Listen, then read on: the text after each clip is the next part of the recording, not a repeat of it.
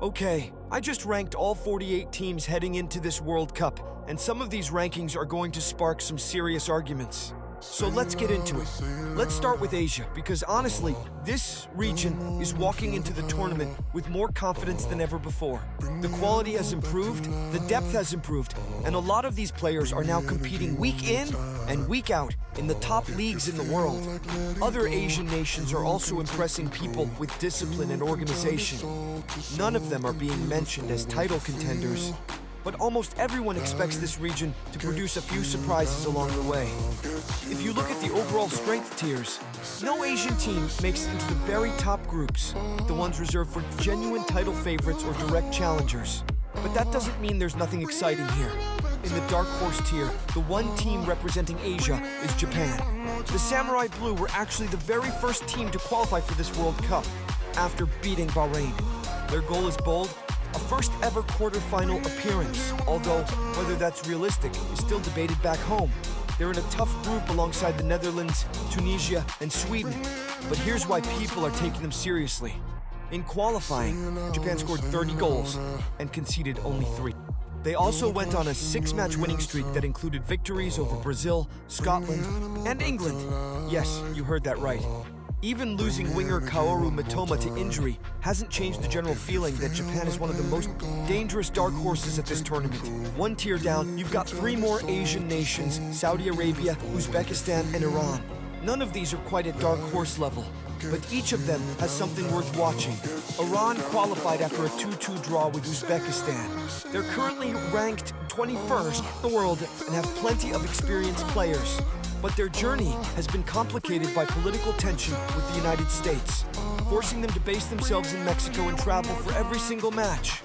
On top of that, their veteran striker has been left out of the squad entirely.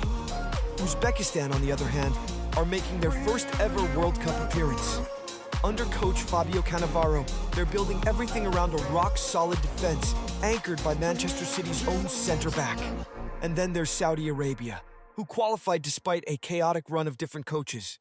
Their form has been inconsistent, and most people aren't expecting a repeat of their famous upset from a few years ago. The last tier for Asia includes South Korea, Australia, Jordan, Qatar, and Iraq. Being in this tier doesn't mean these teams are weak, it just reflects where expectations currently sit. South Korea is going through a generational rebuild, but still has their captain leading the charge. Australia brings that trademark fighting spirit. Jordan arrives with the excitement of a hungry new generation. Qatar still has the potential to surprise people based on the experience they've gathered. And Iraq, back at the World Cup after 40 years away, definitely isn't here just to make up the numbers. Now let's move to Europe, because this is where things get really intense.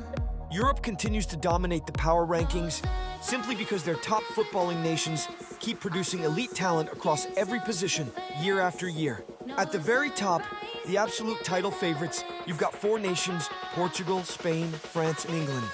Portugal arrives with incredible squad depth, players in the prime of their careers, and a team still spiritually led by Cristiano Ronaldo in what feels like his final World Cup dance. Spain, the reigning European champions, bring their signature possession-based style, with their wingers ready to completely control matches and suffocate opponents. France, under their head coach, remain a goal-scoring machine with an attacking lineup that's almost unfair to face right now. And rounding out this elite group is England, the team with arguably the most expensive squad on the planet. They have the individual talent to dominate any match, but their nerve in must-win moments remains a genuine question mark. Right behind these 4, you've got the second tier of European heavyweights: Germany, the Netherlands, Croatia, and Belgium. These are former champions and proven competitors who have all the winning DNA, but maybe lack that one extra spark to be considered true favorites. Germany is still trying to rebuild its identity, and their vulnerability to fast counterattacks remains a real concern. The Netherlands continue with their scientific approach and world-class central defenders, but their attack still lacks that game-changing presence, especially with one of their creative players sidelined through injury. Croatia, though, should never be written off as long as their midfield genius is still walking onto a World Cup pitch. They remain the kind of team that can completely strangle the rhythm of any big nation. And Belgium, even past their golden generation, still has more than enough quality in midfield to produce dangerous comebacks. Now here's where it gets really fun, because Europe's dark horse tier has one absolutely fascinating name, Norway.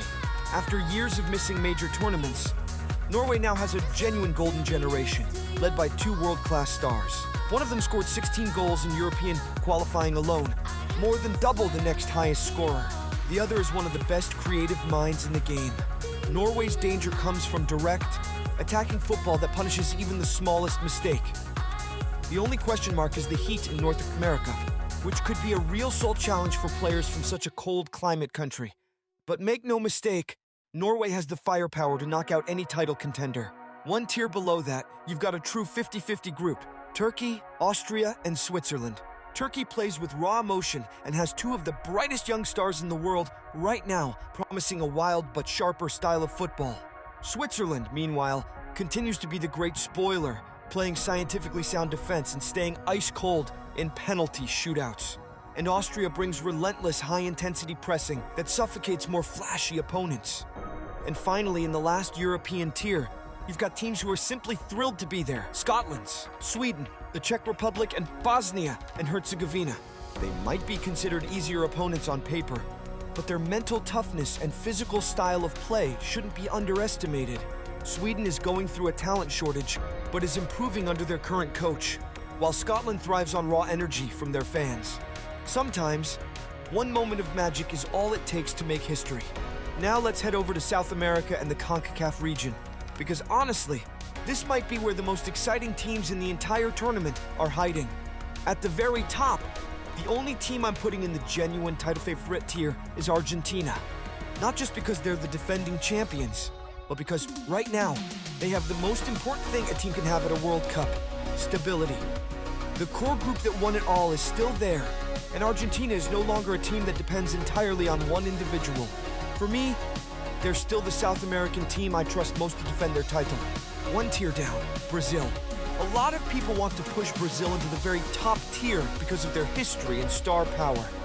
Their attacking talent is genuinely frightening, and having a world-class coach now in charge has raised expectations massively. But there are still real questions about balance, especially in midfield and defense. Brazil can beat anyone on a good day, but proving they can stay consistent across an entire World Cup is a different challenge. Now, the dark horse tier for South America is absolutely loaded: Colombia, Ecuador, and Uruguay. No title contender wants to face any of these three in the knockout rounds. Uruguay is still Uruguay, full of fighting spirit, experience, and genuine warriors on the pitch. Their recent form hasn't been perfect, but that World Cup DNA always makes them dangerous.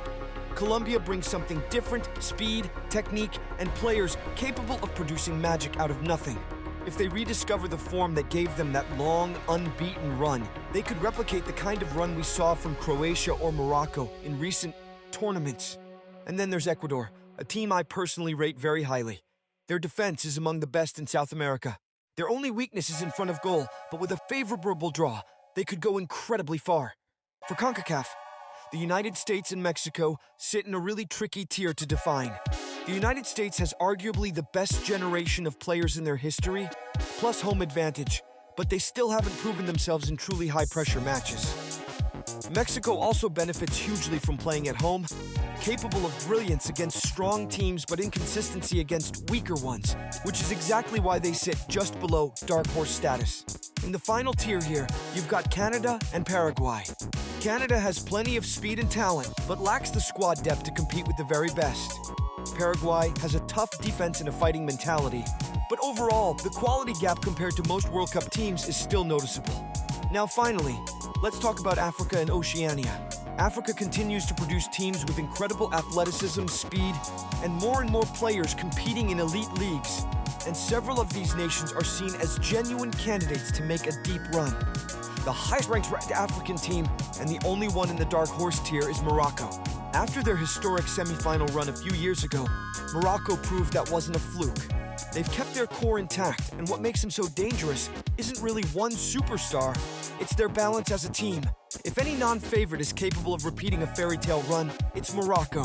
Alongside them in this tier is Senegal. People assume their golden generation has faded, but they still have the fitness, speed, and experience to be a nightmare for any big team in the knockout stages. One tier down, you've got Algeria, Egypt, and Ghana. Egypt has one of the most game-changing players in the world, but their squad depth isn't quite there. Algeria is wildly unpredictable, capable of beating top teams but sometimes stumbling against equals. Ghana is similar, full of potential but lacking the consistency to be considered a true dark horse. There are also teams like Tunisia, South Africa, and the Democratic Republic of Congo, who can definitely cause problems but might lack that one explosive factor needed for a real upset run. South Africa's playing style has modernized a lot, and Congo's return after more than half a century away is honestly inspiring on its own. And in the final tier, you've got a mix that could include Cape Verde, possibly Egypt depending on form, Tunisia in a tough scenario, and Oceania's only representative, New Zealand. Some people argue New Zealand deserves to be higher. They were unbeaten at their last World Cup appearance, and now have a stronger generation of players, several based in Europe. But the issue is the level of competition in their region. Beating teams by huge scorelines in qualifying doesn't always translate to World Cup level performance. Still, with a kind draw, New Zealand could absolutely pick up their first ever World Cup win. So that's the full picture, guys. Power rankings give us a snapshot, but history has shown us again and again that what happens on paper doesn't always match what happens on the pitch. Playing style, form, big match mentality, and individual brilliance can flip everything upside down in an instant. And who knows, maybe World Cup 2026 is about to give us a few more fairy tales nobody saw coming. So now I want to hear from you. Which ranking do you agree with? And which one do you think is completely wrong? Drop your thoughts in the comments. I genuinely want to see the debate. If you enjoyed this breakdown, smash that like button. It really helps the channel. And if you're new here, subscribe, because we're going through every single team, every group, and every storyline as this World Cup unfolds. See you in the next video, guys.